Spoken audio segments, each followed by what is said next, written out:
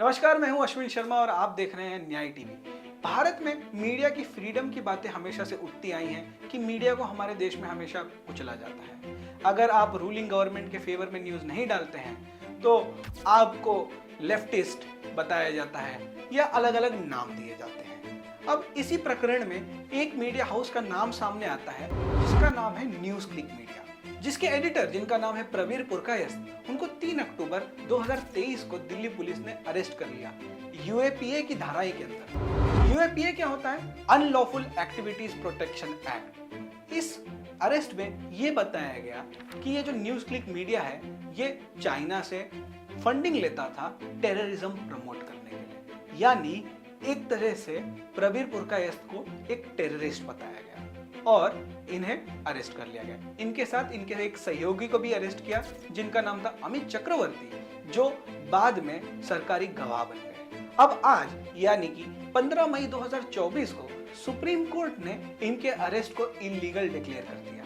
उन्होंने कहा कि जब रिमांड ऑर्डर ही गलत है, जब रिमांड ऑर्डर ही इलीगल है, तो ये अरेस्ट कैसे लीगल हो गए? गुनाह किया है या ना किया हो, पर अगर आपका अरेस्ट ऑर्डर ही गलत है तो फिर आप किसी को अरेस्ट कैसे कर सकते हैं? यानी कि दिल्ली पुलिस ने प्रवीर पुरकायस्थ को करीब 7 महीने तक जेल में रखा, जबकि उनका रिमांड ऑर्डर ही अनलॉफुल था। सुप्रीम कोर्ट ने यह भी सवाल किए कि आपको इतनी जल्दी क्यों थी इनको अरेस्ट करने की? आपने इनको शाम में अरेस्ट किया तो आप इनके लॉयर्स को इन्फॉर्म क्यों नहीं कर सके?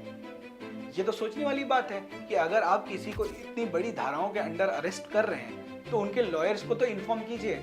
आपने नहीं किया और सुप्रीम कोर्ट ने पुलिस पर जल्दबाजी में अरेस्ट का भी आरोप लगाया। सुप्रीम कोर्ट ने अपनी नाराजगी व्यक्त करते हुए कहा कि ये न्याय नहीं था, ये जबरदस्ती का न्याय था। आप सोचिए कि दिल्ली पुलिस ने अपने पावर्स को किस हद तक मिसयूज किया कि एक आदमी जिसका रिमांड ऑर्डर ही गलत था वो 7 महीने तक जेल में रहा। और ऐसे कितने मीडिया कर्मचारियों के साथ हमने ये होते हुए देख लिया है।